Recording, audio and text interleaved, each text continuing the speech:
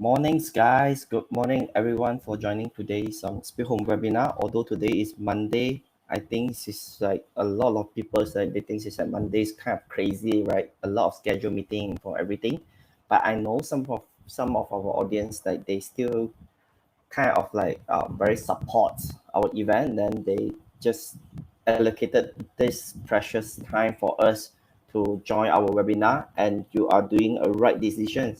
So today our speakers is the financial fitness founders. They are YouTubers in Malaysia, and what they share, what kind of content that they share in their YouTube is a lot of very fundamental financial planning knowledge. So this is kind of a lot of people think YouTubers like a lot of them they are sharing the kind of the makan travel, this kind of thing, right? But instead of to share this kind of very entertainment I'm not entertainment content, but today our speakers, Miss IVY and Ying, she will came to our she will came to our Speed Homes webinars and share us about a lot of the financial planning fundamental knowledge. So yeah, okay, so may I know is it anyone of you that this is your first time that you're joining Speed Home? If you are first time joining Speed Home, please type 1.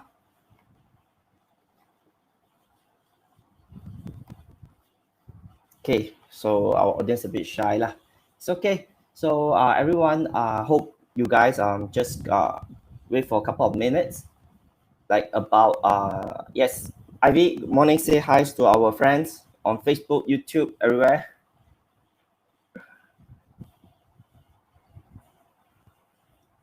Yeah. Ivy, you need to switch on your mic. Take turn. Yep. You on first. Yep.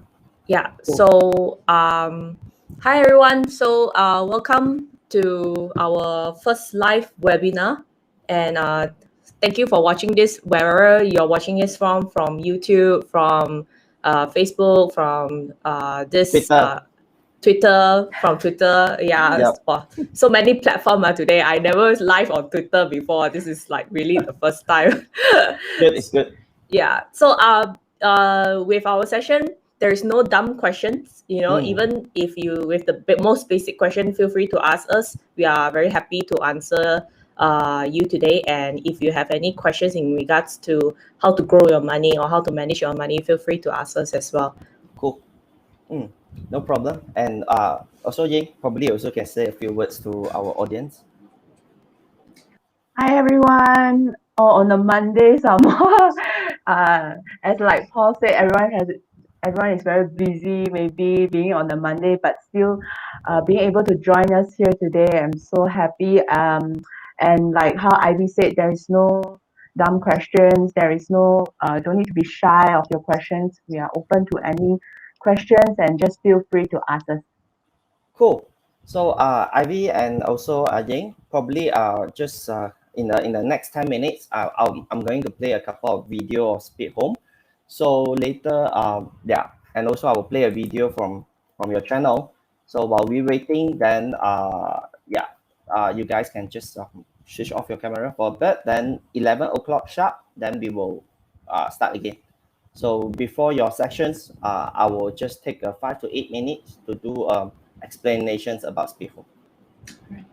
Okay, no problem. Cool. Take care.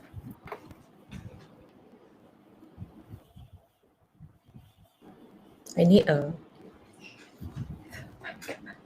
没有 turn off 了。The mic is still on. Sorry. Ivy, the mic is still on. Yes, now it's turned off. Yeah. Cool, guys. For those who just joining us, please yeah, we will start at 11 sharp. Don't worry. Yeah.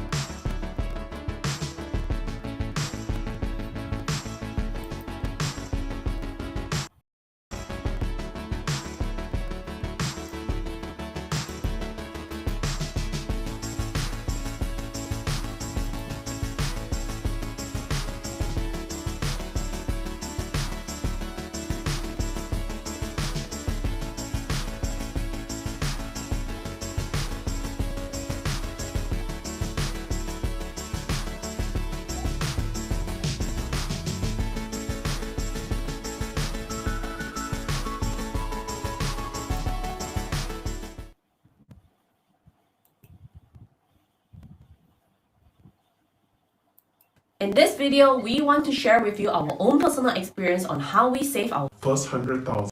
We'll be sharing 5 most important that we have learned that will help you to achieve your first 100,000. My name is Ying. My name is Ivy, and welcome back to the Financial Fitness Channel. First of all, don't worry about how much is your income right now, because I believe some of you might be thinking, hey, I don't earn a high income, so how am I going to achieve my first 100,000? So it really doesn't matter how much you earn, because the most important thing is that you need to start with the right mindset and the determination to achieve your goal. I actually managed to save my first 100,000 in 5 years' time, and I started with zero income. So how I made it happen for me? I first started by setting a plan and a goal. How fast I want to achieve my 100,000 and how I want to do it. For example, to achieve 100,000 in 5 years, you will need to save 1,660 monthly. I know this figure may scare most of you out there, but there are some tips that you can have to make it easier for you to achieve this. So first thing first, you need to start your own monthly budgeting plan. We have to control the leakage for the reserve to grow. If you are a fresh grad with just 2,500 income a month, like any other normal fresh grad, we generally recommend that you pay your monthly commitment first, then set aside your fixed savings at 20 to 40% maximum. After that, leave the balance as your monthly allowance. Make a weekly spending plan and spend within your budget. You can even set aside 1 or 2 cheat days where you can indulge yourself, but don't go overboard. At the end of the month, if you have any balance left, you can always put it in your 100,000 fund or keep it as a holiday fund at the end of the year. So if you can save about 500 monthly, it will take you about 16 years to get your first 100,000. So long? Yeah, because remember, this is just 20% of your income. If you can save more like 40%, which is 1,000, it will take about 8 years. So it all depends on how fast you want to get your 100,000 and how long you can keep your expenses low. But generally, 20% is the recommended ratio to maintain. And also, you will have salary increment over the years. You won't be saving 500 forever. You are saving 20% on your income. So when your income increases, your savings will increase as well. If you are already working full-time at a fixed income and you want to achieve 100,000 faster, you will have to use your extra time to earn extra. That is the most direct way. Now there's approximately 200,000 Grab drivers out there, and 150,000 of them are part-timers. That's 75%. An average part-time Grab driver that only works on the weekends earns about 300 ringgit a week. That's 1,200 a month. If you can manage to save that to your end of the year 100,000 fund, you will add an additional 15,600 ringgit. That's a lot. Being a part-time Grab driver can help you increase your income by at least 20%. This is just one of the examples. There are also other ways that you can find to increase your income, such as cooking for others, translating, providing professional skills such as tutoring, secretarial tasks, or even insurance agent or M agents. There are unlimited choices, so don't underestimate the small earnings from side incomes. Just like what our parents would say, time is money. If you're wasting time, you are wasting money. Another great tip is increasing the value of your time. If you compare the hourly pay of a clerk and a manager, you'll notice that the clerk will have to work 5 times longer just to have the same pay as the manager, and that is the value of time. Everyone only have 24 hours in a day. You can do a lot, but there is only so much you can do. So if you want to earn more, you need to increase the value of your time. You can do that by improving your knowledge and your skills, like going for courses or trainings. A secretary with no certification earns about 4,000 a month. On the other hand, a secretary with certification earns 8,000 a month. That's double the salary just by one piece of paper. having an extra skill or two can make a difference in your income, such as sales skills, presentation skills, language skills, or even leadership skills. And most of these you can learn on your own. With YouTube access nowadays and the internet, there are many materials and information that you can look up for free. You can also join associations like Toastmasters Club or simply just step out of your comfort zone and take up new challenges at work. Another tip I like to give you is use your money to grow more money. Put your money into a high interest account like fixed deposit. If you compare, fixed deposits generally give you about 3 to 4%, whereas your normal savings account is only 2%. Hi, good morning, everyone. So now still have left 2 minutes. So I also don't want to like keep on playing videos, right? I think like some of your friends is a bit, yeah, they looking for some engagement. So good morning, guys. Thank you for really putting your time, able to attend today's Speed Home webinar. My name is Paul. I'm from Speed Home Marketing. I think this is the 5th webinars that we have over the past week. So thank you for really allocate your time to join today's webinar. So today, what are we going to talk about? So today we invite a very interesting speaker. She's from both speakers. Okay, so today we have 2 speakers. Okay, in one section. So what they are going to share with us is about how can you plan to succeed on your, how can you succeed, okay, learn how to build a healthy financial fitness program. Okay, financial fitness, they are the founders of the financial fitness. That, yeah, Miss Ivy and also Ying. So both of them, they will share with us about the financial fit. How can you build a healthy financial plan, and also how to you to have learn, okay, what kind of, especially in right now, this kind of very critical moments. Probably some of you lost your job, or some of them get salary cut. But that is also always, that is in Chinese we always say that when there is some crisis, there always is some opportunity there. So Miss Ivy and also Miss Ying, today they will share with us about, right, how can you have a good and correct mindset, like to start your own healthy financial fitness program. So this is something, okay, like us, right, we do exercise, everything, right? So but I think very rare, some of us is very few of us we will do some planning on exercise on our financial healthy. So yeah, stay tuned. So before the event really kickstart, I will, like normal, I will take a 5 to 8 minutes, just give everyone's, like, because today this event is held by Speed Home.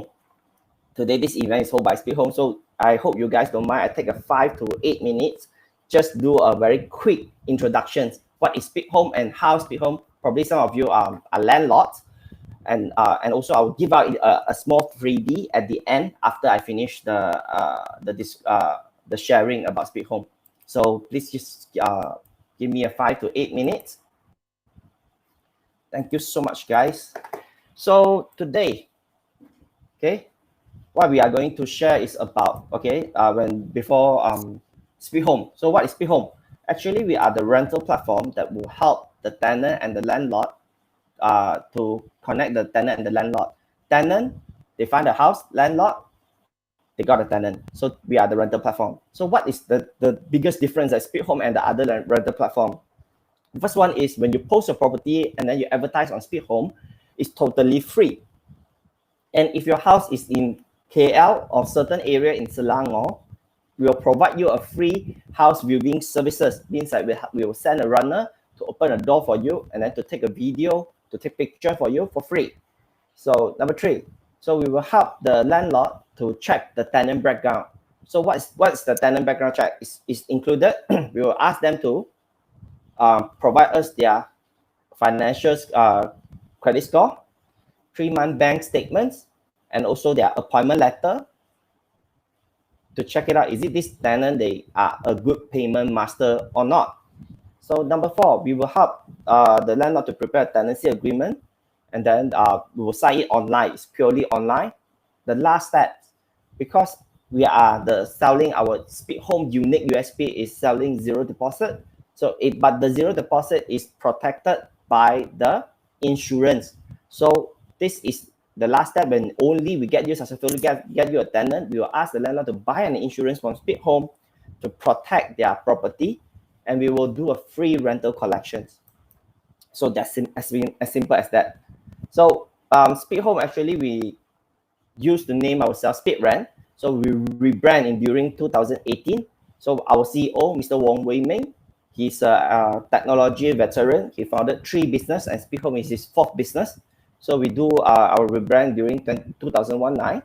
So we have our app downloads. You will see the numbers I just shared here, and basically you will see all the Malaysia mainstream media that it covers our news.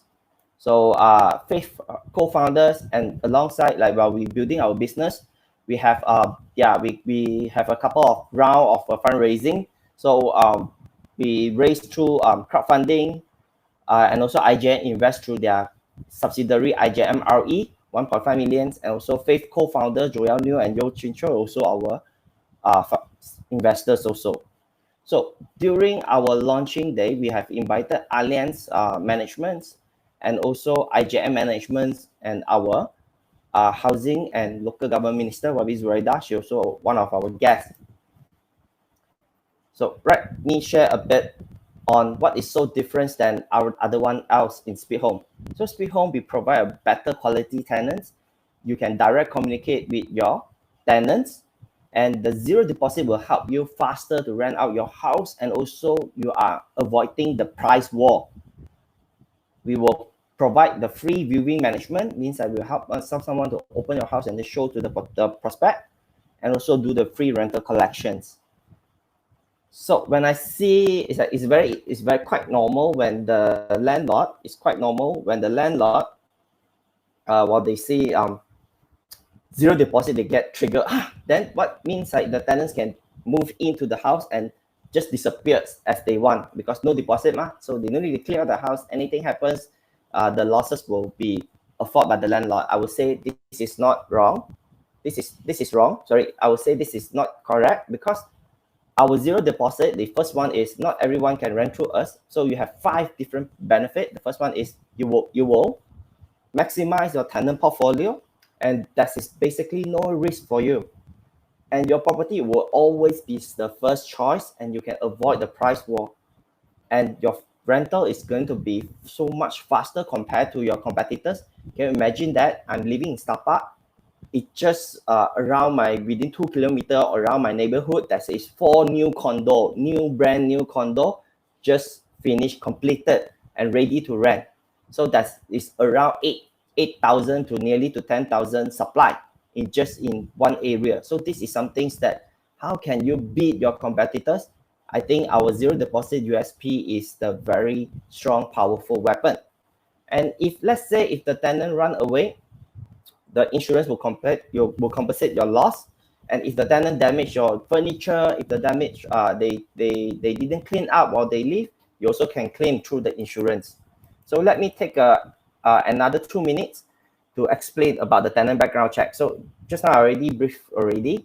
So Malaysian, if they're Malaysian, their IC, employment letter, bank statement, credit scoring. So this is the 4 things that we're going to check. If they're foreigners and if they live more than 1 year, we will ask them student ID. That says I have the valid student ID, their school appointment letter, their university offer letter, bank statement, and also their passport, visa. Okay, passport and visa copy. So only legit foreigners, legit local workers, they can rent through SpeedHome. So this is our insurance package. So we have basic, extended, and extended plus. Because due of the time, I don't have time to explain 3 packages. Just let me highlight one of our top extended plus insurance package. So our insurance package, right, extended plus, the charges is equally to 1.5 months of your rental. What will happen if the tenant didn't pay the rent? We will pay you first, and we will support the eviction service. If the tenant occupied your house and didn't pay the rent, we will pay the rent through the tenant. In the meanwhile, we will apply the court order. We will file a court order to help you to execute help you to evict the tenant. and without charges. Okay, the lawyer fee on us. If the tenant occupy your house didn't pay, the fee is on us. So we will use like normal. We will use the experience checking. If the tenant just disappeared, and we will pay you 2-month rental.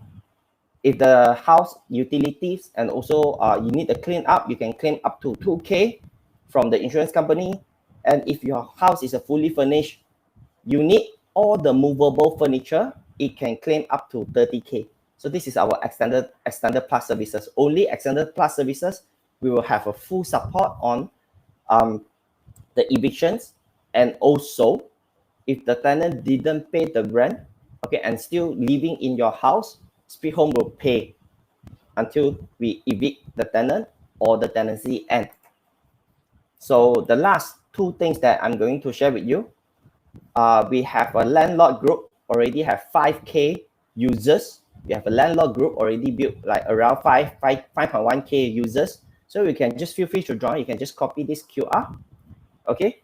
So this is an association of landlord Malaysia. You can just copy this QR code, screen it up, and then you join our group later. So, and we have our Telegram channel. If you don't want to miss out our Telegram channel, all our event, you also can screenshot this QR. Later, you can join our Telegram channel. Okay.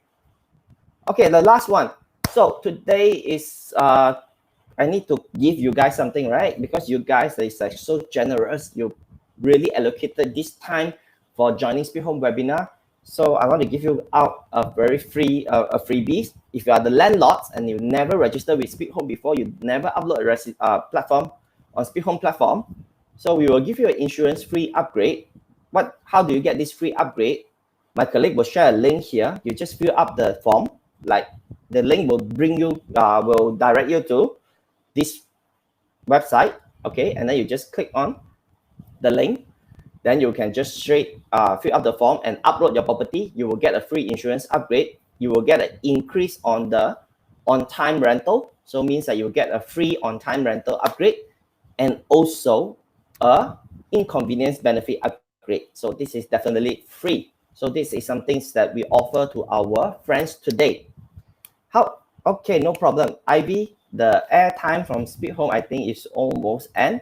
So would you guys just say hello? Yeah, I think.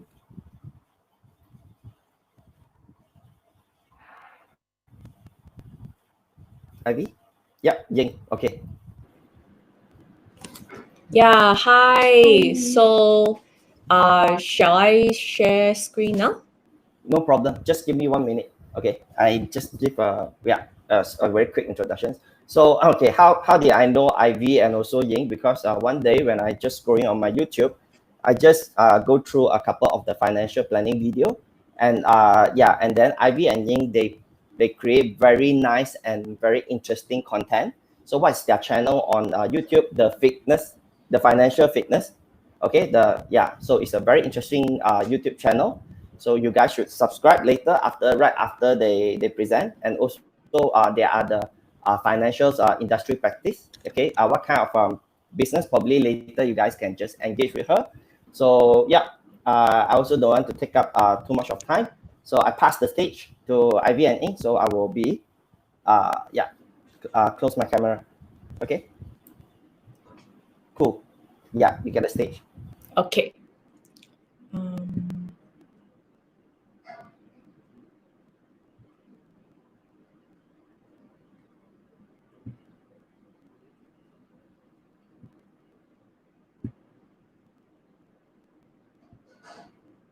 Okay, let me just see if everything is all right. Okay. So let me know if, let's say, you cannot see my screen or you face any technical difficulties, because Paul will help you with the technical difficulties. I'm not very good with all this technical stuff. Okay. So I'm very happy to speak here today, me and my partner here. If some of you still do not know, my partner and I, we are basically sisters, and we started this channel since last year. We call ourselves the Financial Fitness Channel, and this is basically our kind of like a part-time thing. We started out as a part-time thing, but now we are slowly going through making it into our part of our life, making it into a full time. And this is just some of our portfolio. So I started this financial fitness channel first. My background is I'm from Bachelor's of Economics and Marketing from University of Sydney. And after I graduated, I actually joined in the bank industry for a while, but then I wasn't happy with the lifestyle. And after that, I joined the insurance and unit trust industry since 2013. And I achieved a few awards, and then I got my certified wealth planner since 2018, and I have helped 400 and more clients with their personal finance. And Ying here, she graduated as the Bachelor of Commerce from University of Queensland. She joined the unit trust and also the insurance industry since 2016. Certified wealth planner since 2018. She is also an MDRT. She's way better than me. Okay, since in the year of pandemic, actually at year 2020, and she personally have helped assisted 300 clients and above with their personal finance. But I don't want to talk too much about us today. I want to talk more about our page and why you should follow us. Okay, so this is actually our page, the Financial Fitness channel. And as you can see here, the design is actually designed by Ying herself, while I'm actually the one who edit the videos. So we both put a lot of effort into this channel, helping people to understand finance in a better way. So why we started the financial fitness is because we wanted to help more Malaysians to be financially literate. We noticed that there are so many people out there who has strong interest to learn on how to better their finance. Like me, myself, personally, ever since I graduated from Sydney University, even though it's a prestigious university, when I came back here, I don't even know the simplest thing like what exactly is a check account, what exactly is a saving account. And it's not something that you will ask your friends. And it's not something that you dare to ask the adults as well, the seniors. I remember last time when I asked my senior at the banking line, they would say, huh, something simple like this, you also don't know. You know, there's this idea in among especially Asians, as if like you're supposed to know. It's like common sense you're supposed to know. And because of this barrier, we are so reluctant to ask, even though actually it's not really common sense. You can, if I don't know, that means I don't know. I want to ask, but I don't dare to ask. And that's why we created this platform. We wanted to make finance easy and also simple to learn. And there is no such thing as a stupid question. Even the simplest things, like the other day I got a YouTube subscriber asked me, how does a credit card work? It's okay, just ask. So today is a question and answer kind of session. So if you have any other questions, please do ask us. So we started this from March 2020, and we have grown from 300 subscribers to recently 5,000 subscribers today. And if you stay until the end, we actually got something free for you that can help you better your finance. So please do stay with us here. So if you'd like to know more about our channel, you can actually scan this QR code or just follow us at YouTube, The Financial Fitness, and you'll find us. And without further ado, let me just have Ying here to start with the session. Okay, so today we won't highlight too many because the personal finance actually is a very wide area to cover. So we will just highlight a few things that you need to know during this critical time and period. So Ying here will help cover how to pandemic proof your wealth, so that if in case in the future there is another pandemic happen, you will never have to worry about that anymore. While I myself, I will share my own portfolio, and also I will teach you how to design the right financial strategy for your portfolio. Okay, so without further ado, let me just have Ying come in.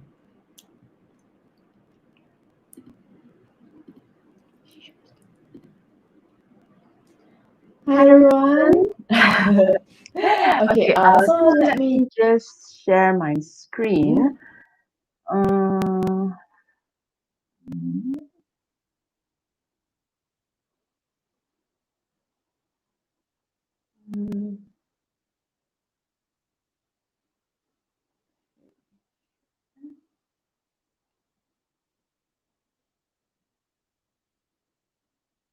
Okay, so let's get started.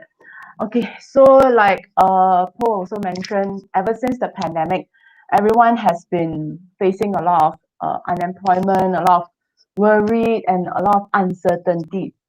And indeed, in Malaysia, 60% have struggled to survive because of unemployment. And some people even said that we have to ration our meals. It's like during wartime like that. And people getting pay cuts are struggling to pay their rents and also their commitments. So a lot of Malaysians are actually facing this problem right now. Okay.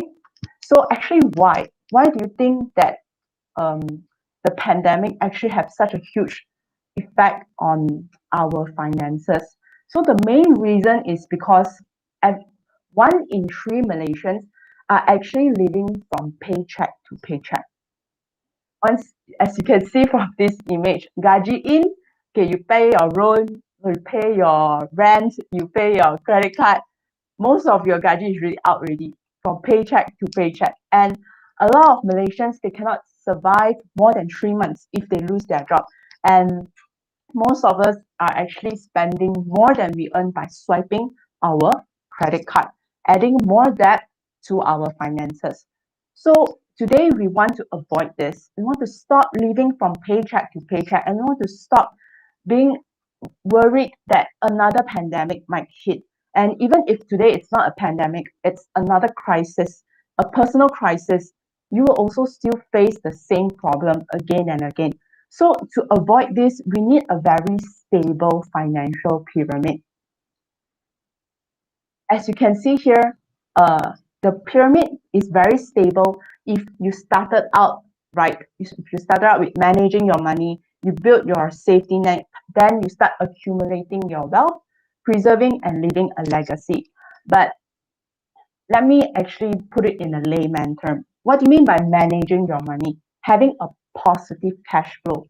Basically, every month when you receive your income, you spend, you must still have a balance, a positive cash flow. And second will be building your safety net, which is actually developing a stable savings or emergency fund insurance. Then only you start to invest. Convert your investments to incomes and also build a legacy.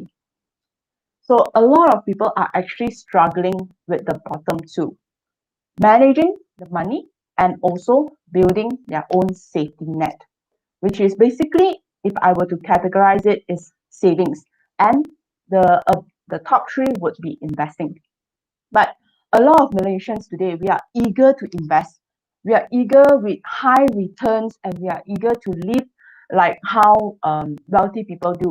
We are eager to see that, oh, I want to make what little money I have and I want to make that money grow. And we are very, very eager to do that. And especially when we jump into property investing. Property investing is not only an investment, but it is also a commitment bounded with loan. So a lot of people will get stuck if their base is not stable, their foundation is not stable today. So a lot of people, they feel that I have no money is because I'm not investing. Do you think this is really true? That just because you're not investing, that's why you don't have any money? Actually, it is not true. Okay. A lot of people, they are very eager to invest. They end up creating a very unstable foundation whereby they are trying to balance their entire wealth on a ball. And a ball, it wobbles and it's very unstable. And yet we are still eager to invest, to build our wealth. So one day, like the pandemic, if or like just a very um, light wind blows only, this will fall, the whole thing will collapse, the whole thing will crumble. So we want to avoid this. We don't want to be unstable anymore. And this is what a lot of us are actually trying to do. So we are trying to, we try to balance everything, like a seesaw but on a ball. So today we want to build a stable foundation. So how do we do that? We have to start off with a very, very basic, the lowest level, which is managing our money. So to manage our money, basically talk about money, we need to first get a job. We need to first find a way to procure the money first, which is income. So I believe everyone, when we started out working, we started out after we graduate, we will look for a job and we receive our very first income. And then we will spend it, okay, which is minusing off our expenses. Then we will have our balance. So our goal here is to achieve a positive balance. So most of the time, if let's say today you are already at a negative cash flow, you are already at, after your income, you minus your high expenses, your net cash flow is already negative. What should you do now? And if you are already at a negative side, negative cash flow, it only means that you are already starting to use your savings to cover your expenses. Or if you don't have any savings, you're actually accumulating credit card bills. You're actually swiping your card to cover more expenses or taking up a personal loan. So what should you do now? What can we do to actually avoid this? Truthfully speaking, there is only two ways. Either we decrease our expenses or we increase our income. It's very blunt, I know, but this is the only way. Okay? Either we increase our income by looking for more part-time jobs to get side income, or we have to decrease our expenses through budgeting and reviewing our expenses, especially on subscriptions. Subscriptions is something that we commit monthly and it's auto deducted from our bank account. And most of the time we don't notice it. Like slowly every month we've been accumulating with all these subscriptions, and slowly it keeps on deducting and it accumulates, and we just we don't notice it at all. So I want to say also, sometimes it's not your income but your spending habits. If you see many our government, our ministry, they did surveys on how millennials actually spend their money. And most of them actually spend on the influence of social media because they want to keep up with the Jonases. They want to live like the Jonases. And another aspect is from car loan, unsustainable car loan. Take up a very, very high car loan and you can't afford it. 65,000 people actually declared bankrupt just because of car loans. So beware of your expenses. And are you only paying the minimum on your credit card? Oh, there is on your credit card loan. Okay, because according to our survey and also according to the ministry, to the finance ministry, they have did a survey that 47% of millennials are experiencing high credit card debts. And a part of being bankrupt due to personal loan and also car loan, there are also people getting bankrupt because of credit card loan. And this is because a lot of people are only paying minimum. If today you have an outstanding credit card balance of 10,000 ringgit with an 18% interest, if you pay minimum only, you will need to use 7 years and 4 months just to settle off a 10,000 ringgit credit card balance. That's a very, very long time. But if today you choose to pay fixed at 500 monthly, you can actually settle it in 2 years. And if you see the interest difference, it's a lot. If you were to put it in your savings or you were to invest it, you could have gotten so much more money and so much more return from it instead of paying it to the bank for a 10,000 credit card. Okay, I would like to share a story. This is actually my client. So I'll call him John now, but his real name is actually not John. So John, he's a pilot. He earns 40,000 monthly before the pandemic. Now, after the pandemic, he has a pay cut of around 75%. His current income is only 10,000, but he has a credit card outstanding of 100,000.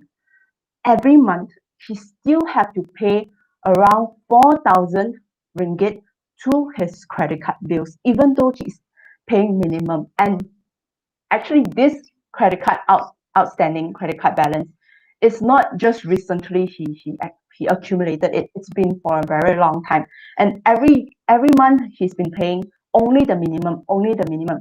He could have actually settled it given with his income. And when I spoke to him, when I actually reviewed his finances, when he first approached me that time, he can actually very much settle his credit card loan within like 1 or 2 years, but he chose not to because he feels that why should I? Never mind, I can just pay minimum and just let it be.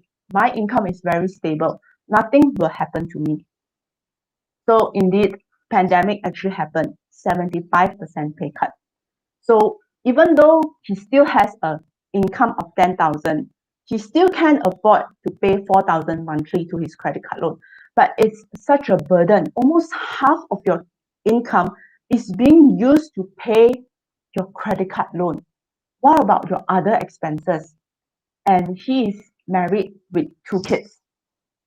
So what about your other expenses? He has other loans like mortgage loans. And when he approached me that time, he was referred to me by another client. He was actually eager to do other investments because when he had the pay cut, he feels that okay, I need to do more investments so that I can get more return to cover my high expenses. I told him no, because investments are not guaranteed. Today, with your limited funds, you want to put it into investments. If even with the unstable market right now, if the investment were to fail, how are you going to afford to pay your high expenses, your high amount of commitment and your loans? So today, John, or a few years ago, if John were to actually choose to pay fixed monthly, you could have settled it in 2 years. And if you were to see the interest, it's a huge difference. If he were to continue to pay minimum monthly, the total interest that he will be paying is actually 42,000, half of what he actually borrowed. And when I spoke to John, I asked him actually, why did you accumulate this, and why did you actually use your credit card for this? He told me it's because one of the reasons was because his mom was hospitalized, and a huge chunk of it he used credit card to actually pay for it. So these are the things that's very unexpected. His mom unfortunately fall ill and needed to be hospitalized, and the medical bills is the one that he used the credit card to actually foot for it.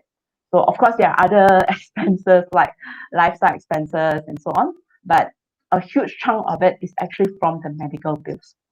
So I believe no one actually started out with negative cash flow. To have negative cash flow, to have actually like to spend on your credit card, or to actually take up a personal loan or a mortgage loan, the banks will only approve if you have an income in the first place. So if today we are all starting out working for the first time, we'll most probably have a positive cash flow because we have no debt. We don't have any credit card debt. We don't have any personal loan yet. We don't have any mortgage loan yet. But it's our expenses, our lifestyle expenses that accumulate over time, and also sudden expenses like the medical bills that John actually faced. Okay, sudden huge expenses that leads us to use our credit card loan, to take up personal loan, to have more debt payments and end up have a negative cash flow. So an emergency fund can actually help you solve this problem. If today you have a sudden expenses, but you have an emergency fund, it will actually help you to get away from debt, help you to avoid using your credit card. The rule of thumb for emergency funds are 3 to 6 months of your expenses, okay, or 3 to 6 months of your income. So today you can choose whether you want to prepare 3 to 6 months of your expenses or 3 to 6 months of your income. I personally, I prefer income because today, if anything were to happen to my job or to me, to my income, I would prefer that I have enough savings that can replace 3 to 6 months of my income so that I can be more flexible. I have more flexibility. But it's up to you. If 3 to 6 months of your income seems a bit like unattainable at the moment because the amount is too high, you can start with 3 to 6 months of your expenses, but minimum is actually 3 to 6 months. Okay. So this is another one of my clients. So David, call him. So David is actually the one who introduced me to John. Okay. So David, he is also a pilot earning around 40,000 monthly, and he too has the same experience with the pandemic and same effect with his income. He has a pay cut of around 75%. His current income is 10,000, but David is not really affected by the pandemic actually in terms of his finances because he is very diligent in his savings. Even when first I met David, when I was talking to him about investment, about finances, he's very much aware of the importance of savings. And this is what he told me actually. When he told me that when I first started working, I don't have much. But I know that if I don't start saving now, I wouldn't have any in the future as well. And if Warren Buffett can lead a frugal lifestyle and still be rich, so why can't I? So this is actually what David told me.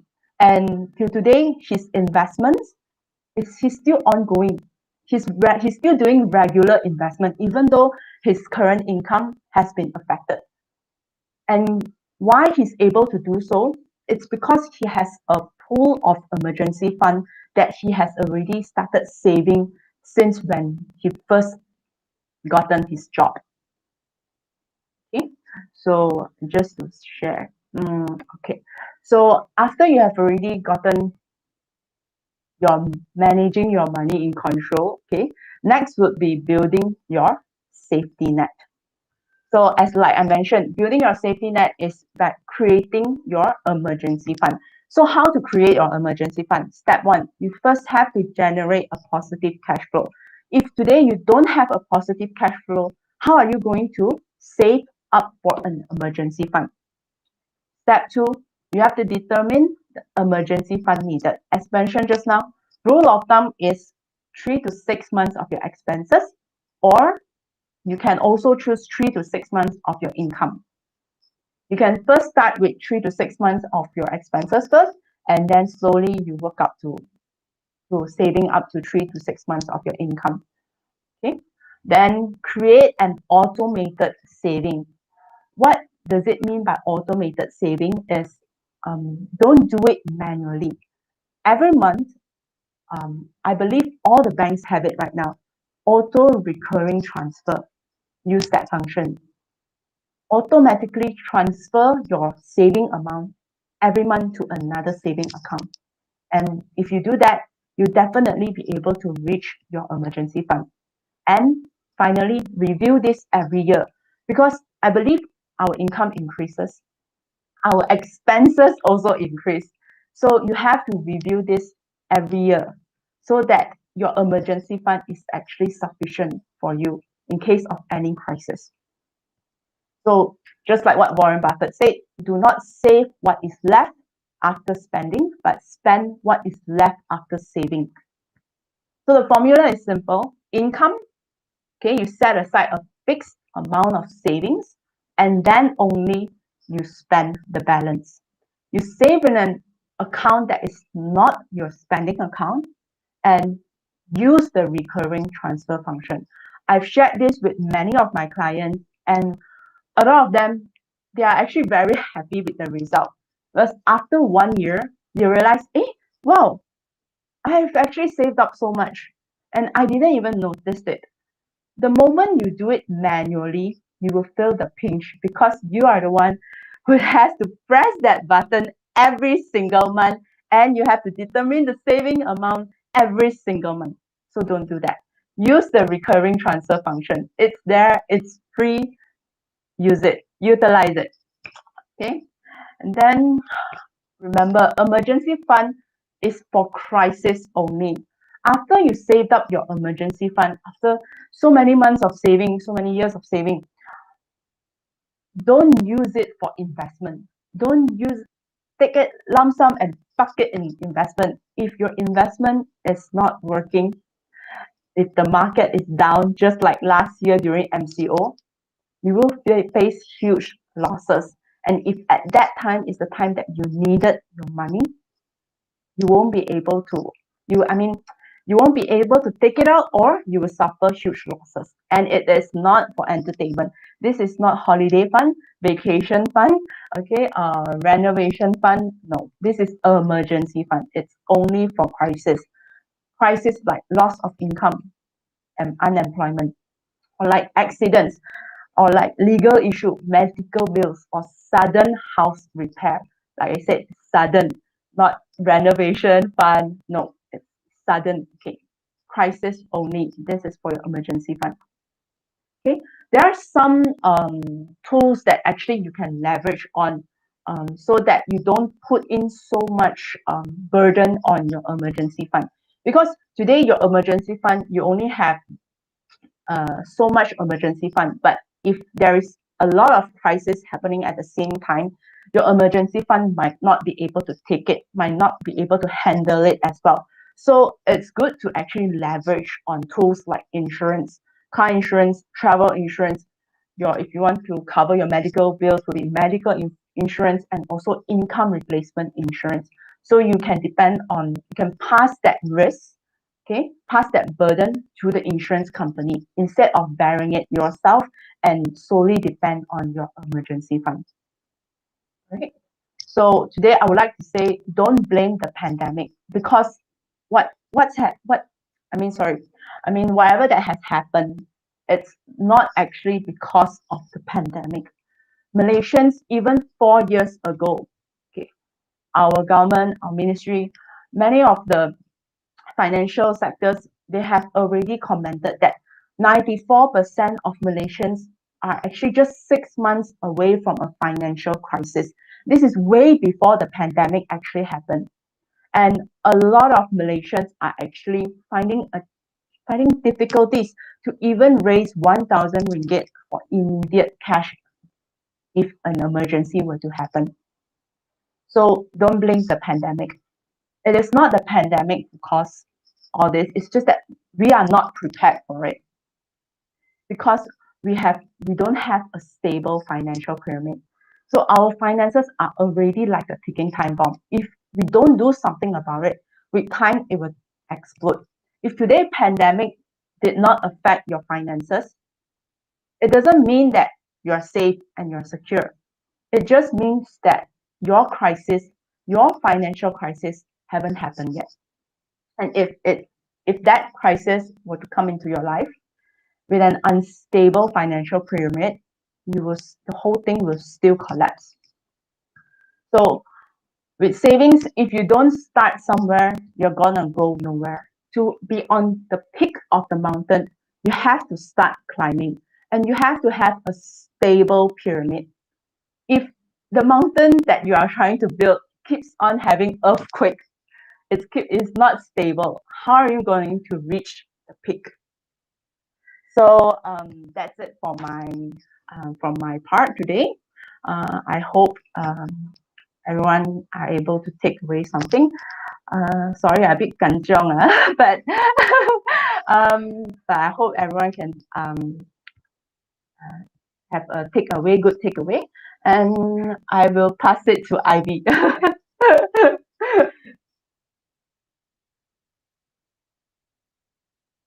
Ivy?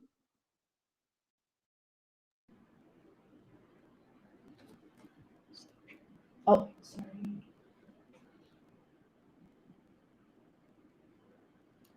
Okay, let me just share my screen. If let's say you have any questions in regards to how to prepare your emergency fund, or any question in regards to whatever that Ying has shared, you can keep all your questions until the end, and we will address all of it at the same time.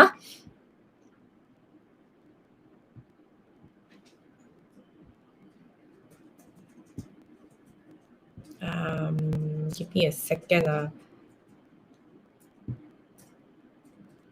Okay.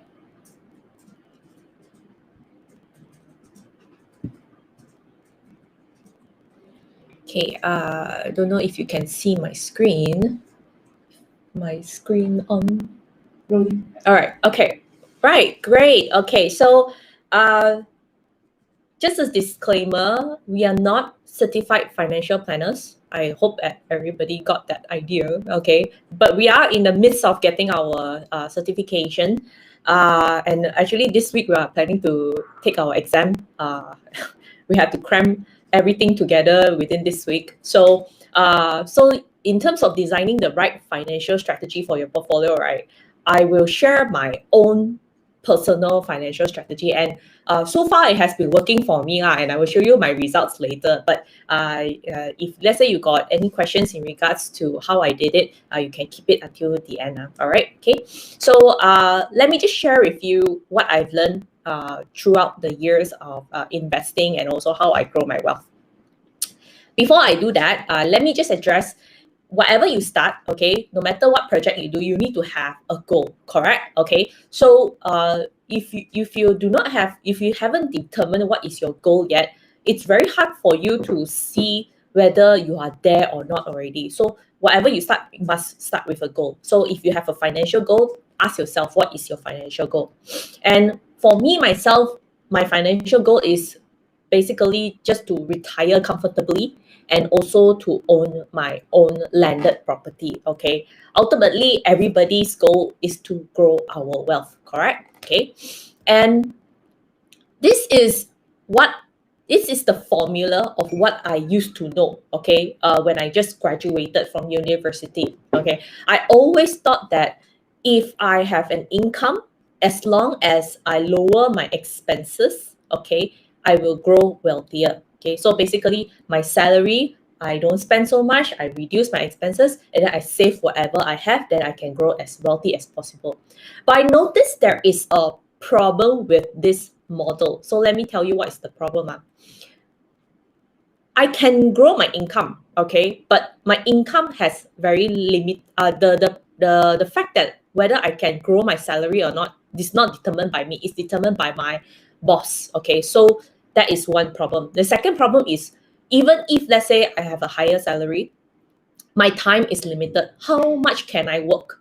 Okay, at one point in my life, I actually try to work from 10 to even like 16 hours a day. Okay, that was back when I was in university. I took a lot of part-time jobs. Okay, and I realized that even though I can do that when I was younger, in my 20s, okay, but when I approach towards my 30s, I'm 32 this year, by the way, not that old yet, but when I approach to my 30s, right, I realized that I'm very tired with this kind of life, and I only got that 24 hours a day. So no matter how hard I work, no matter how much time I put in, right, that is the maximum I can use my time to convert into money. And I still feel that no matter how much I work, I don't earn enough. And that is why this is another big problem: expenses. For some reason, as our life stage goes increase, okay, as you proceed with your life stage, whether you get married or you have children or your parents grow older, for some reason our expenses keep on getting higher, okay. It's because of our lifestyle. Even if you try to control it, sometimes things are really unavoidable. And then there is also the fact of inflation. Last time, I remember, I still can buy like one nasi lemak for 2 ringgit, 1 ringgit, like that. I don't know how many years ago that was lah. But today, you ask whoever who go out and buy food can still buy 1 ringgit nasi lemak, not can, the nasi with sauce lah, basically lah, the egg also like kiam siap like that, don't want to give lah. So inflation is also a very big issue, I realize. And if let's say I continue with this formula, income minus expense, I will not get wealthy. Okay, so let me show you how the wealthy do their equation. So this is how the wealthy do their equation. They do not just have an active income, they also have a passive income. And I realized that I need to have more passive income whereby something can automatically generate an income for me without me putting too much time into it. All right. Expenses is actually secondary. Expenses, of course, I need to control, but it's secondary. Then I have to invest because time multiply the investment, I can only grow wealthier. Then after I grow, I earn from the investment, like from I earn my dividend, I will put back into my passive income again. So this is the cycle for the wealthy. And this is how they grow richer, how the rich become richer and how the poor become poorer. All right. And so I have used this philosophy ever since 2013, from when I graduated until today, and it has been working for me. And I will show you my example. I won't say a lot of theory things. I believe that showing you case studies, showing how the practical things, like how I from starting from my this amount of savings to grow, how I grow into this amount of savings, it will be more practical for you. So let me show you how I grow my wealth. Every month or so, I won't do this very frequently, but every month or so, okay, I will actually record my monthly cash flow, okay? And this is actually very important, a very good habit to keep. So I actually list down the expenses that I will have every month or so. So you can see, like, I got car loan, I got insurance, I got investments, I got EPF, I got car maintenance, personal expenses, business expenses, so on and so forth. And my take-home salary, which is my active income, the job that I'm doing right now, okay, I earn about 12,000 ringgit. It's a good income, okay. I believe that many people out there at my age, okay, is not earning this income. I probably am above average, all right? But I also realize that if anything happens to my job today, all right, either I become sick or either my company bankrupt, hopefully don't not, but hopefully if I lose this active income today, all right, my expenses will definitely not be able to sustain. And when I realized this fact, I started to build more passive income. And this is a goal that I'm actually trying to aim right now. But at the same time, if you have listed a list of expenses of what you spend, all right, if a pandemic actually affect me, I also know immediately where I can cut. As you can see, I don't just put all of my money into personal expenses and also business expenses. I put a substantial amount into savings, emergency savings, and also my insurance and also my investments. So I set aside at least about 20 to 30% of what I earn into savings, so that if anything happens to my salary, I actually have something to fall back down. And I encourage anybody out there, viewers out there, to have a list of expenses, so that if the pandemic really do affect you, you don't panic, okay? Because you got this, you already know what to cut. And so these are the two things that I've been using to grow my wealth, okay? I've been using a passive income, and I also have been investing, okay? So today I will share you some of the passive income ideas, and also which investment actually will be more suitable for your own portfolio right now.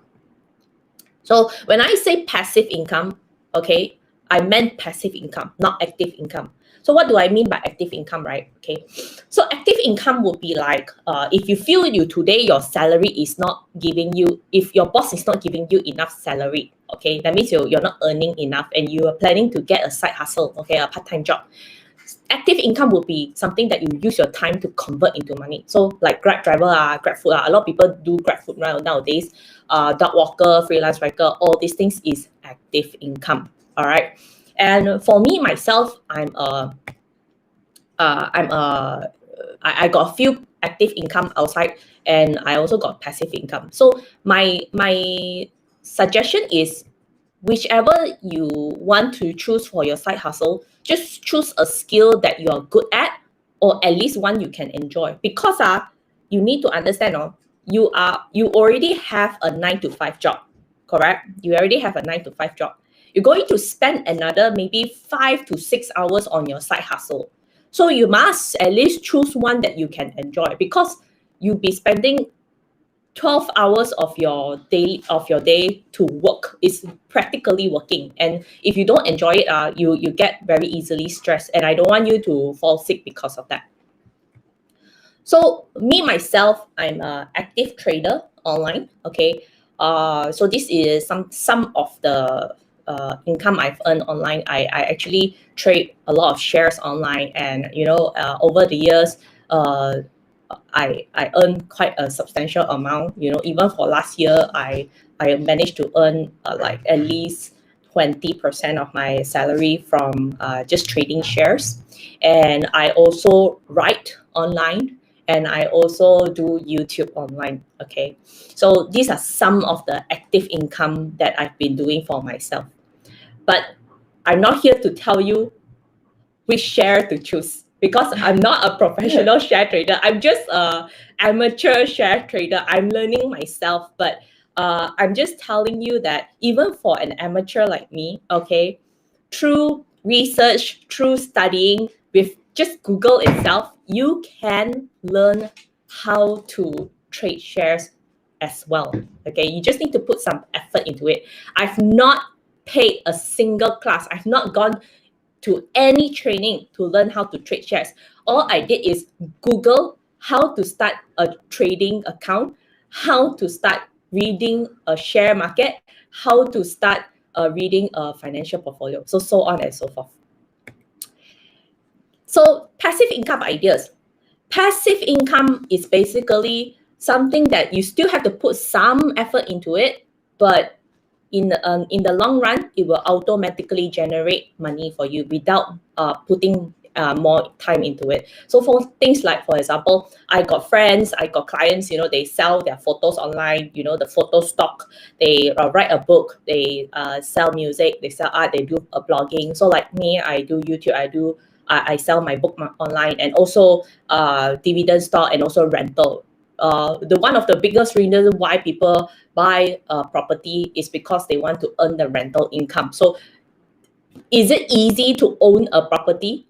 No, it's not easy to own a property. You still have to, go through the procedure. You still have to mind what kind of design for your house is better. You still have to maintain it. So these are some of the things that you still have to initially put a lot of time and effort into it. Only then you can start earning that passive income. But in the long run, passive income can definitely double of what you earn for the time.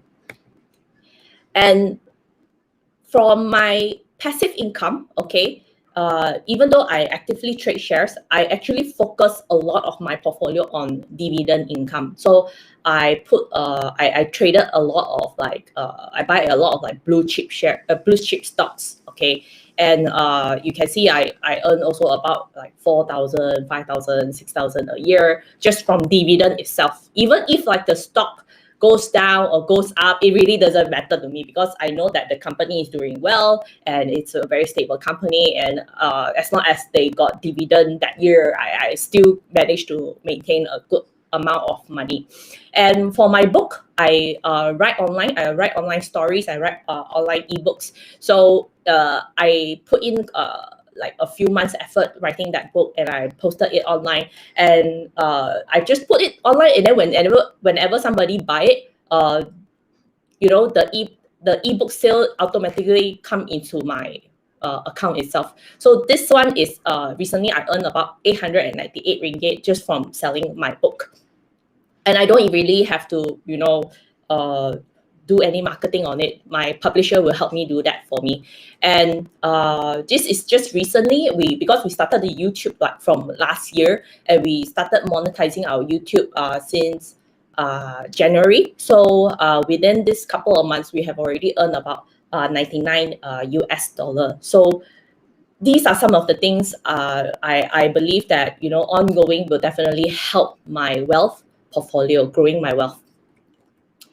And so ultimately, if you have reached that point, that ultimately what you want to do for your own monthly cash flow is to build even more passive income. Whichever passive income that you choose one that you think you can sustain, you can grow. And even if you do not have any skill, in there, you can definitely go for it. Okay. So for my goal, whichever investment do you think I should go for? Usually for me, I don't believe there is best investment out there lah. Okay, for me is as long as that investment can help me reach my targeted goal, I would go for that investment. Of course, the lesser risk would be better. If let's say they can give me a guaranteed interest, high guaranteed interest with lower risk, I would definitely go for that. My idea of portfolio planning is always just aim for my targeted interest. Okay. So like for example, I've calculated my retirement goal. I need about 2.2 million, okay, at the age of 60. And based on what I have been doing for myself right now, I still need about 500,000 for my retirement.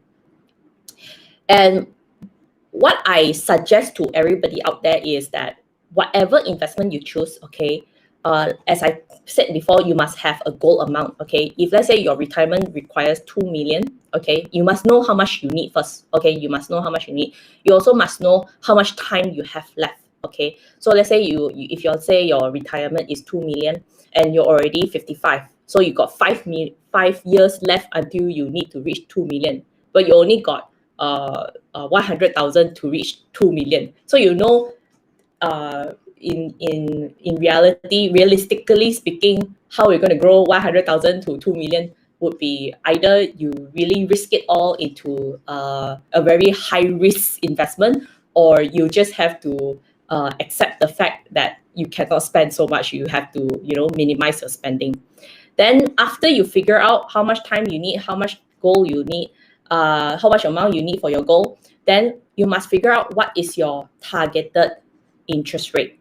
Okay, just like previously, I said that after I calculated, I need about 7%. And then you need to see what are the probability and risk that can give you that interest rate. So as you can see here, I every month I can put about 2,000 ringgit into my monthly savings. Okay.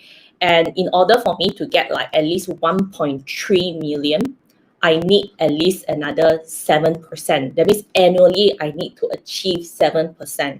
And as I showed you previously, from my stock itself, I earn 40%, 20%, 26%. Of course, if I can earn more, that would be great. Okay, that would definitely be great.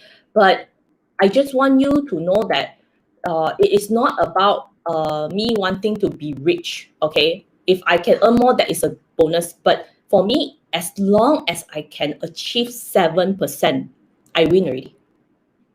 Seriously, one. If today EPF can give me 7% guaranteed every year, I would gladly put all my money into EPF. I tell you right now. But we know that in reality, it's impossible. And that is why I only accepted the fact that I need to take some risk to invest, because I need that 7%. All right. So there is no best investment. From what I learned so far, there's no such thing as best investment. You just need to choose one that helps you reach your goal. All right. And choose an investment based on your risk.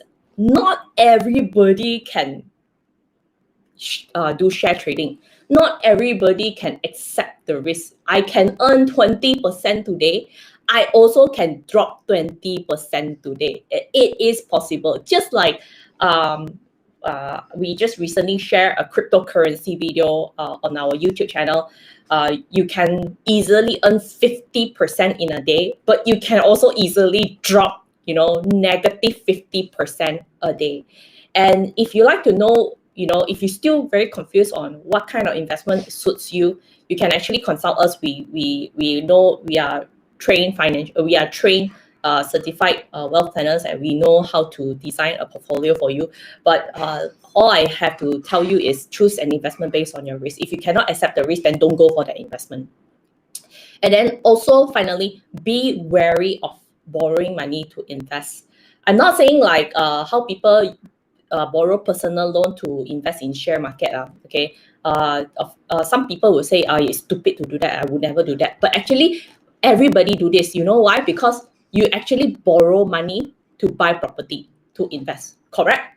It is still borrow money because you don't own the property. You borrow the money from bank to invest in a property. Correct? So you must also understand until you settle that loan, you're actually still paying interest for it. And if you do not rent, that's why I highly recommend, if let's say you are buying a property for investment, you must put in effort to rent out that property. If not, a lot of people I know, they buy the property, they let it be there for 20 years, 30 years, okay, hoping that the property value will go up. But you must also understand the reality that there is a possibility the property may not go up. Possible. It's actually possible one. You never know. Just like when people say pandemic never happen. It still happen.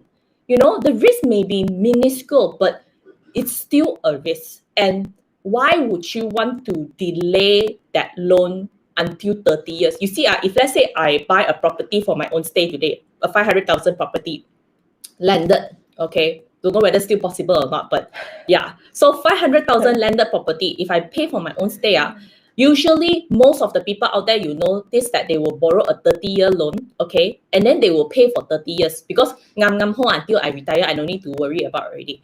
But you think about it, if you're not using that extra money, if let's say you earn a more income over the years and you're not using the extra money to invest, or you're not using that extra money to do something to grow your wealth, then you might as well use the extra money to pay off your loan. Because over the 30 years, you're paying an interest of 374,000. 30 years, you pay 374,000 to the bank, I don't know 30 years later, you still can buy a flat with that money or not, but it's still a substantial amount. I believe many of you agree. Why would you want to extra pay a 374,000 to the bank, whereas you can just settle within the 15 years and then you only pay 172,000? Correct, right? So my advice is, whatever you do, whenever you borrow money from the bank to do investment, whether that is for property, whether that is for share, whether that is for whatever investment that out there, settle it as soon as possible. Because my understanding of financial freedom is to live a debt-free life and be financially independent from others. And that is what all of us aim for. Yes? So after you have achieved this, then we talk about how to become richer. But most of us out there, we don't achieve this. That's why we, struggle a lot, even at our retirement age. And if let's say you want that financial statement, the monthly cash flow, all you have to do is follow our YouTube or just go to our Instagram and you find the link, okay? And you can download our ebook, which is how to start making your money to work for you. And also you can get our monthly cash flow statement where you can track your monthly expenses.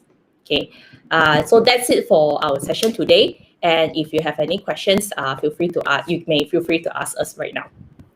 Thank you, Ivy. Thank you, Ying. Thank you for you both very insightful sharing just now. So I think the biggest takeaway for me that I have listened is like when you start a financial plan, it's like not asking you to be very rich, but instead of getting rich, it's like you get freedom. You are debt free and you are financial independence from others. So I think this is the biggest takeaway for me. Thank you for your insightful sharing. So right now we already have 10 questions. So be ready for that. So let me share my screen. I can share the questions. Okay, let me share the screen. And guys, now it's our Q&A sections. So everyone just just don't go just on the left yet, and then please ask as many questions as you can. because this is their first time that doing the live show. It's not like it's an opportunity that is very rare. So please just grab this opportunity and ask as many as questions as you can. So yeah, I don't know. The first question is, yeah. So this is the questions from SpeedHome. So I will answer. Is SpeedHome planning to expand its offline services to other states from KL and Selangor, at least nearby states first, such as Seremban, Ipoh? So so right now we don't have this plan yet, but still you can still use SpeedHome to advertise your property. We still don't charge, and just what you need is just you just need to show the house by yourself lah. Then other services SpeedHome will take care for it. So yeah, I hope I answer your question. So the second is Mr. Ken. He asking a question is, which investment is a for risk to taker now? For risk taker, can share more on book writing. Yeah. Okay, so I think this is for me. Okay, so Ken, if let's say you are new to investments, okay, whatever investment that you want to go to, I would say you can experience it all. What investment is good right now in terms of trend is definitely shares. So a lot of people is jumping into playing shares right now. I say play lah. Okay, so a lot of people is actually very keen to invest right now. And if let's say you're not very sure on how to invest, I would definitely recommend you can also take in unit trust, or also you can open a fund supermart account for yourself and try to invest in there. Be prepared to lose money. The first 2 to 3 years, right, I lost like at least 10,000 in just share trading. But after that, I over the years, I actually earn about 60 to 70,000 just from share trading also. So you must understand what are the amount of money that you're willing to lose. Okay, share trading doesn't really require 1,000 or like 10,000 or 100,000 of your money. You can actually just start share trading with just as little as 10 ringgit. Yeah, seriously, like as little as 10 ringgit. You can do that. And if that is the amount that you're willing to lose, like you put in 10 ringgit into the share, you're willing to lose 10 ringgit, never mind, 10 ringgit, I can just throw away in the rubbish, then okay, go ahead with that. All right. As for the book writing, I do some freelancing on Fiverr, and also I do some freelancing on writing novels online. So if you want to know more, I actually will be sharing a YouTube video more about it later on in the next few weeks. So I scared I take too much time here, so you can actually subscribe our YouTube channel, and then you can see our video on that. Yeah, just type the financial fitness on the YouTube search, and then you will find the IVY and also Ying channel. So next questions. So which passive income should I go for? Wow, I think this is very short questions, very long answer. Which passive income you should go for? When I first think about what passive income I want to go for, right, I just choose whatever that I like, because I know that I'm willing to spend 5 hours a day on that passive income. Okay, and this is depending subjective to everybody one. Like for example, if I ask you, can you put in 5 hours of your time every single day doing Grab driver or not? I cannot. I tell you right now, I cannot. I tell you, I cannot be inside the car for 5 hours every single day. I would die. All right. So, but for me, I can look at my computer, write stories, write articles, I write books for 5 hours every single day. I have no problem with that. So try to find something that you're good at. Try to find something that you can be tolerate with. That is the passive income you should go for. Okay, next. Tom, if I'm no experience on investing, should I still invest? This is a very dilemma question. I think it's like, but yeah, pass to IVY or Ying to answer. You want to answer this? Yeah, Ying, I think you can just, we can hear you. Oh. Yeah, very clear. Okay. So for Tom, right? Hello? Yes. Yeah. If I no experience in investing, should I still invest? Yeah, question number 5. I would say you will have to do your own research first. Instead of just blindly jumping into investment, you have to do substantial amount of research first, and also make sure that your foundation is firm enough for you to invest.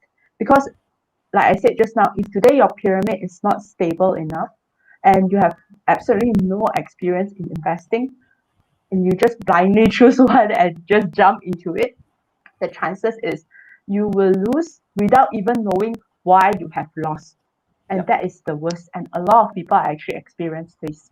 So Yep. educate yourself. Actually, there's so many infos online. YouTube, you can follow our YouTube channel. You can also Google. There's so many information online. And from there, you'll be able to learn tons. Yeah. So I think it's just like you just need to know. If you have no experience, then you should start to subscribe some good YouTubers content such like the financial fitness. Just click on the subscribe and then click on the bell, the button. Then they will update you time on time. And then when you think you're knowledgeable enough, then you can start your investing. Or you just prepare a money that you can just think you can lose it all, then you can start it to on this kind of the investing. I think this will also help. So question number 6, Hang, if pandemic have already affected me, what should I do now? Okay, Yihang, I believe actually a lot of people are actually facing this right now because of the pandemic. And just like the client that I mentioned just now during my slides, he's facing the same situation as well. And when he approached me, I actually told him, cut your regular investments. If currently you're doing regular investment in unit trusts or in shares, take it out, cut it. You stop your regular investment first to reduce your expenses, to reduce your money from flowing out. Because if today I cannot even eat, how can I afford to invest? So that's the first thing you need to cut. And other things that you can consider is actually listing down all your expenses and really looking at one by one. And you see which one is actually not a need and not necessary. From there, you can actually find out a lot of things that we have actually previously subscribed or actually committed into that is actually not necessary. And if that doesn't work, another way is actually to one of my client, he actually tried everything, like reducing his regular investment, and it still didn't work. He reviewed his expenses, still didn't work. I would say sell your investment, your unit trust, the ones that you have already accumulated previously. You will have to consider to sell it off, because even if it's at a loss, you have to take a portion out of it, because if today it's really tight, that's one of the options that you have to do. Yeah. Okay, so Mr. Jimmy asked another very good question. Where should I park my emergency fund? Okay, so Jimmy, emergency fund must be parked in a place that's very liquid. That means today, if I have an emergency, I must be able to take out that money immediately. So that's also one of the reasons why unit trust and also shares may not be advisable or a suggested portal for you to put in, a platform for you to put in. Because for you to withdraw it, it will take usually like 3 working days or 3 to 5 working days, and it's working days. If you need the money during holidays or public holidays, long weekend, what are you gonna do? So put it somewhere that is very liquid, like bank accounts, saving accounts. And if you feel that I have limited money and I am actually trying to build my emergency fund, I want at least a little bit of return, go for high yield saving accounts. Nowadays, there are many banks that's offering high yield saving account. If you were just to Google, you'll be able to find a long list of it. And high yield saving account, even though the return is not a lot, maybe 1 point something or maybe 2%, it's still good. It's better than nothing, better than just putting it in your current account. So I think these places are a good place to actually park your emergency fund.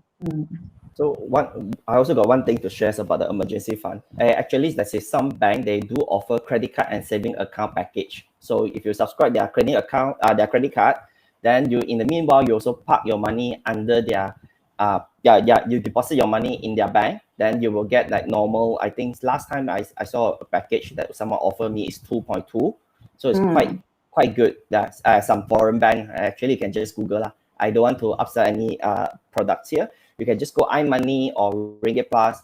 They got this kind of package there. Okay, iMoney, Ringgit Plus. You can just go there.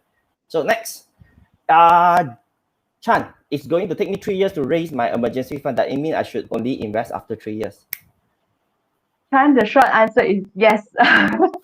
Yes, I would actually really suggest you to actually invest only after you have built your emergency fund, because if you halfway here, halfway there, and you make losses in your investment, you end up just losing your whole emergency fund, and you have to start all over again. So yeah, right. But Chan, perhaps like you need to think like how can you generate more cash flow, or the second thing is like if you're renting house, use SpeedHome. We are zero deposit platform, so you can save your deposit for your emergency fund. So the second thing I think is you can just consider to increase your income by doing some side hustle. Also in the financial fitness, I saw one of their video is like that is a five way to generate your side income during work from home. I saw your video, so you also can go to watch the video, and then probably they will give you some inspirations. Yes. Yep. Okay, next. So Ivan, insurance based on 7 recommend as a part of the plan. 1, 2, 3. Again, if I assume that you're referring to either investment-linked insurance or saving plan and endowment plan, and the most important thing is you must understand how it works. Okay, no matter what investment you go through, even like you do property investment, or you do like share trading, or you do like insurance-based savings, understand how it works. Don't just take the agent's word as it is, all right? Unless it's somebody that you really trust. Insurance-based savings, is it recommended? It depends. It depends on you. Insurance-based savings is not bad, all right? It has its own perks because it does come with some insurance. Like for example, if let's say you got if you face critical illness or you have total permanent disability, the insurance will auto save your money for you, and that is like kind of like one of the few things that only insurance can do. All right, and insurance investment link are way safer compared to unit trust and also for share trading, because the fund manager from insurance investment link plans, they know that this is from insurance itself, and they will try to hold back. They don't spend it all into the share market. So understand what are the advantages and what are the disadvantages. Okay, again, if you're willing to take high risk, okay, high risk means potential high return.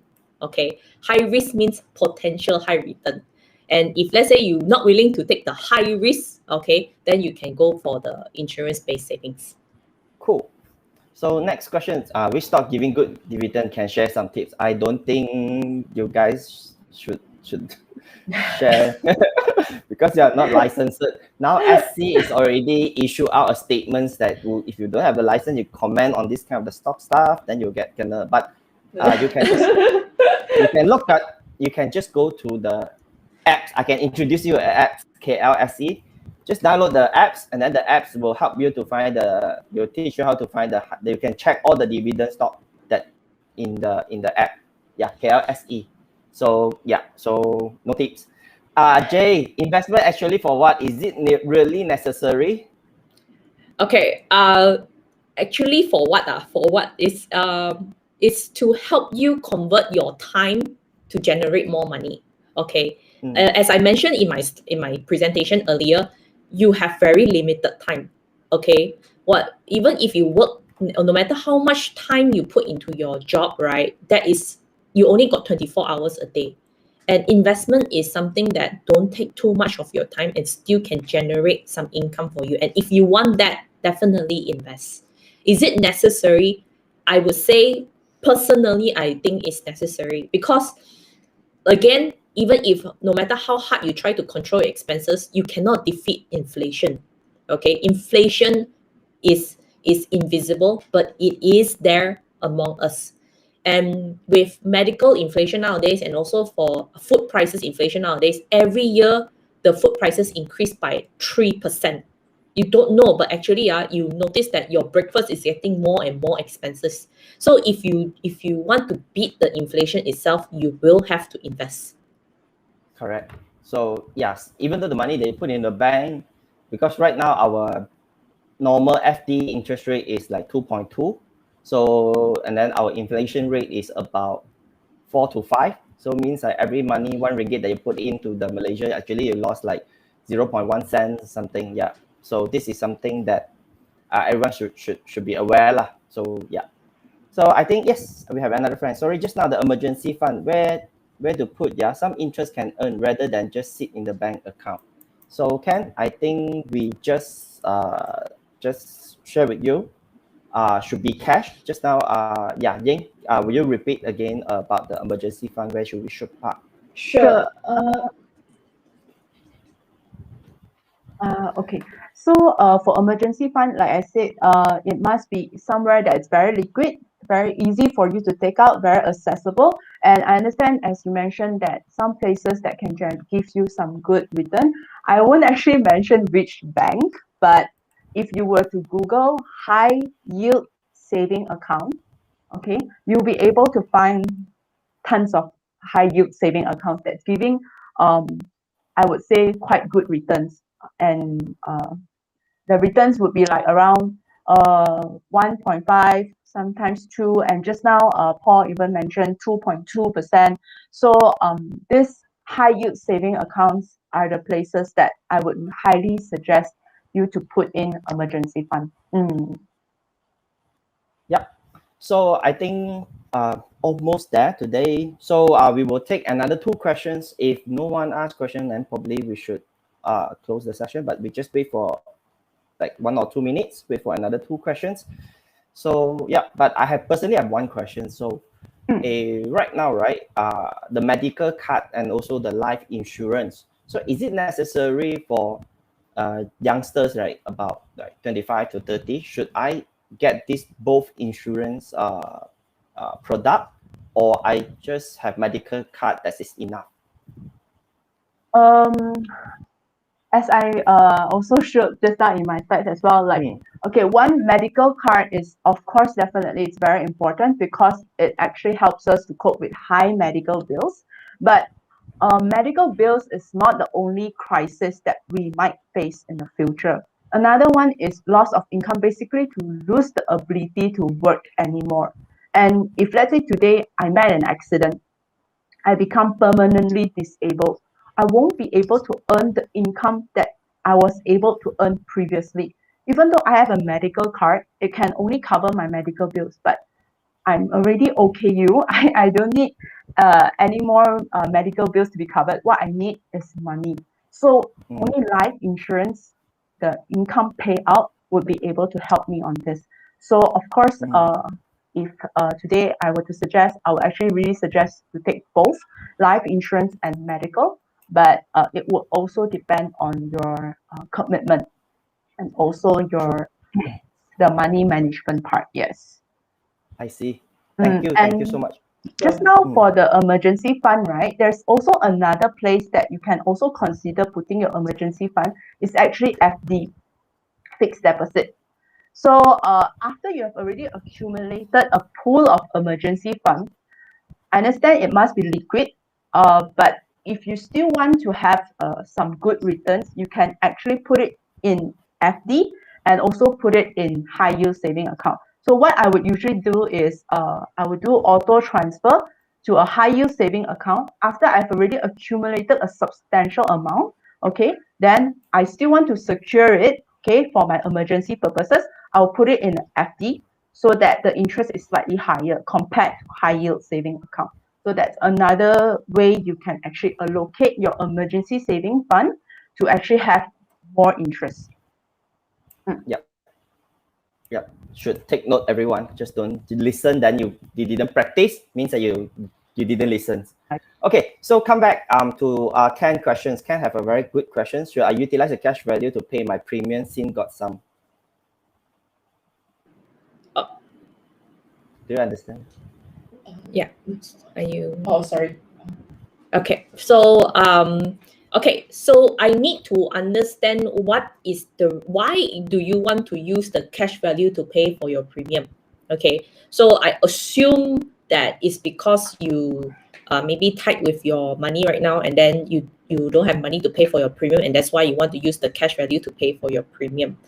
Then I would say okay lor, the cash value is there for you to use. If you have no other way, then definitely you can go there. But should you practice this? Then no, definitely no, because a lot of people do not know that cash value is actually there to mitigate the high insurance inflation. All right. As you pay your premium, you don't know that actually the insurance cost is rising on. It's rising. And the cash value is there for the company to invest so that they can help you cover the increasing insurance costs. And if you continue to withdraw this, and which I've seen many people, they withdraw their cash value to either buy furniture for their house, renovate for their house, or just go for vacation, which is the worst thing that they can do for their insurance. End up their insurance lapse, and then in the end they want to restart their insurance again. They cannot because they have not enough money to cover for the higher insurance cost. So don't do it unless it is necessary. Use your cash value as an emergency fund. I would recommend that you think of your cash value as your emergency fund rather than using it for any other purposes. Cool. I think this is a very good, especially medical insurance. The pricing of the medical insurance is rising super fast. So so don't practice unless it's like you really lost your job, you really don't have extra money to pay for your insurance, then you use your cash value to pay for your insurance fee. Or else, once like the cash value is already dry, then perhaps that you need to pay a very high amount of your insurance premium. So so Ken also reply something. It's like cost investment more with my available money, can invest more with my other extra money. Investment is always extra money, so you cannot perhaps it's not really recommended that you take out your insurance money to invest. Okay, we take another one questions, then we should we should end today's sections.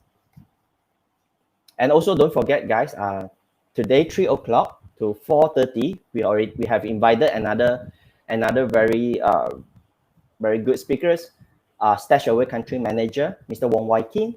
He's also welcome to us to share about how do you diversify your investment risk with ETF. So you should, I think like if you guys 3 to 4:30, you have some time, or you just join our Q&A section also, never mind. I think this is a very, also another very insightful presentation, same as today, that the session that IVY and Ying bring to us. So 3 to 4 today, in the same time, we also have our another sections about the Stash Away ETF sections. So I'm sorry, Paul. I just want to add. Just now, Please. Ivy mentioned that the cash value, you can actually use it as emergency fund. But when you use it as emergency fund, it means that you need to put it back in. If let's say you take it out permanently and you don't add it back in, it's actually not using. It's actually not the right way, because in the end you will still face high medical insurance costs, and also cause your policy to lapse in the future. So if today it's really necessary because of the pandemic and so on, you need to take the cash value out for emergency purposes, you have to put it back in Cool. the future. Understood. Okay. So I think today times is we have a friends, he's typing, so we waiting for his last questions. And okay. Oh, he just said thank you. Okay. Okay. He's finished your questions. Is the insurance premium need to review after a few years? Good questions. Insurance premium need to review after few years. Package, I think.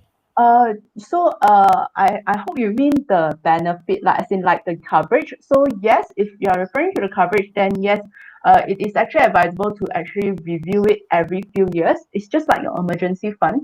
So if today you have already set this amount of coverage, okay, few years later your needs may have changed. So your income, your commitment has grown, so you will need more protection now.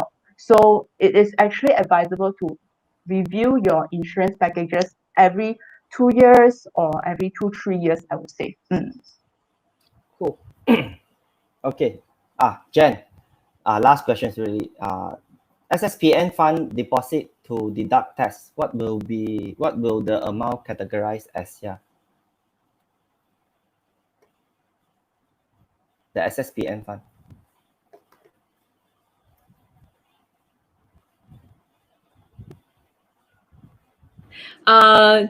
So you want to know the for tax deductible, the tax relief for SSPN, which one it will be categorized, is it? Yeah. Okay, so when you do the tax relief, right, there is a section, it is specifically for SSPN one.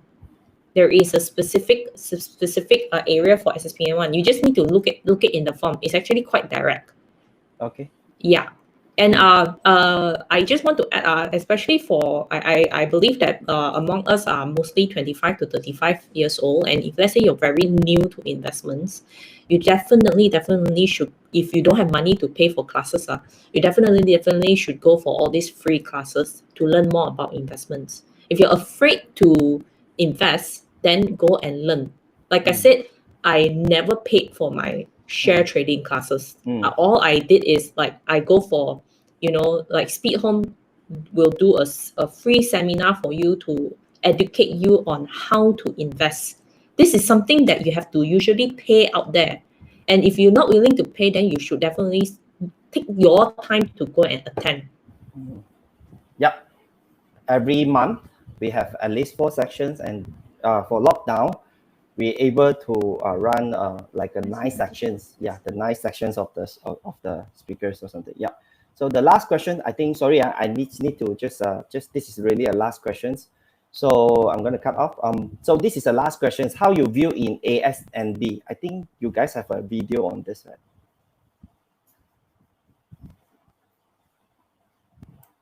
ASBN, actually, I think ASNB. No. Okay, so for investment in ASB, right? If today you are taking a loan to actually invest in this, I won't really recommend actually, because in the end, after you pay your loan interest and so on, if your return, the dividend is not as high as your loan interest, you are still gonna lose out, and it is still a loan in the end. So that is the thing with ASBN. But if today you are purely investing it using your own cash, not borrowing money, then it is actually also a good platform, another platform to actually invest your money in. So we actually did a video on this as well, so you can actually YouTube the financial fitness and also look for ASBN. And just like what Ivy mentioned previously, to borrow money to invest, there's something that you have to be very, very careful about, and also look into terms and condition about it as well. Yep. So okay, so guys, I think today Ivy and also Ying share a very great sessions, and also they are very nice answers so many questions for our users and also our audience. Thank you so much, you guys, for coming to SpeedHome and willing to share your precious time to us to share about how can we start our financial fitness, how can we succeed with a good financial plan. Thank you so much, guys. Thank you so much for your time. So anything to add on? If not, I will just call these sessions end. Just want to say thank you very much for inviting us to thank you very much, Paul, for inviting us to speak on this seminar. This is our first live seminar as the financial fitness channel. I hope that in the future we collaborate even more in the future. We also hope that if anybody else who is watching this channel, if let's say you like to collaborate with us, we definitely open for collaboration. And if you want to understand more about how to improve your finance, again, feel free to come to our channel and then put down your comments down there. We are very happy to answer them. There's no other joy from seeing you improve financially, and that is truly our goal for our channel. Cool. And don't forget, they are really practicing in a financial planning company or something. If you really want someone to help you to review, probably also can get in touch to their YouTube channel, The Financial Fitness. Just PM them, leave a comment, leave your contact so that they can engage with you more. So yeah. So guys, thank you so much and have a great day ahead. So see you at 3 p.m. The Stash Away, how do you diversify your investment risk via ETF? Thank you so much, guys. Have a great day ahead. Bye-bye.